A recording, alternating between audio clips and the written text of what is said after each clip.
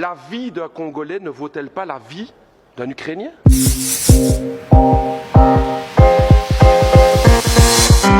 Madame la ministre des Affaires étrangères du Royaume de Belgique, je vous interpelle sur la situation dramatique du peuple congolais.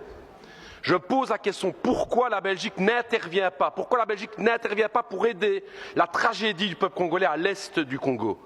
5,4 millions de morts, des centaines de milliers de déplacés, 1 million de réfugiés à Goma, et une responsabilité écrasante qui pointe du doigt le Rwanda présent à l'est du Congo avec son armée. Et que fait la Belgique? Rien. Rien. Comment est-ce possible?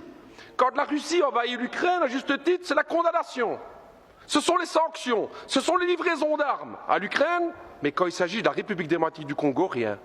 On n'aide pas. La vie d'un Congolais ne vaut-elle pas la vie d'un Ukrainien? La vie d'une Congolaise ne vaut pas la vie d'une Ukrainienne? C'est la question que tous les peuples d'Afrique se posent. Pourquoi ce deux poids, deux mesures? Qu'est-ce qui se passe dans la politique belge aujourd'hui?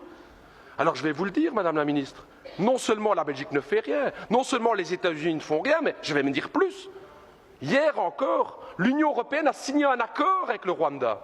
Un accord sur quoi? La gestion durable des matières premières. Nous y sommes. Le coltan, le cobalt, le nickel, le diamant, le cuivre. Voilà la raison pour laquelle la Belgique n'intervient pas. Business.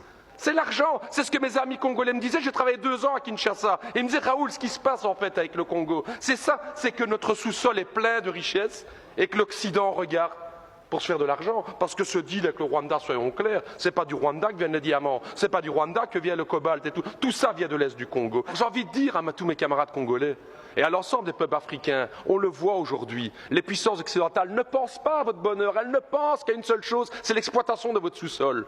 Vous pouvez aujourd'hui, vous pouvez croire à vos propres forces. J'ai envie de dire, moi, au peuple congolais, pensez à cette pensée de Patrice Emery Lumumba, cette force du Congo, justement. Pensez à Kwame Nkrumah, justement, le panafricanisme qui doit être là. Pensez à Thomas Sankara, qui disait clairement, effectivement, que les peuples africains peuvent prendre leur destinée en main. Ne comptez pas sur les gouvernements occidentaux pour vous soutenir, mais par contre, les peuples d'Europe sont à vos côtés, les peuples africains, pour vos combats, pour une vraie indépendance économique et démocratique.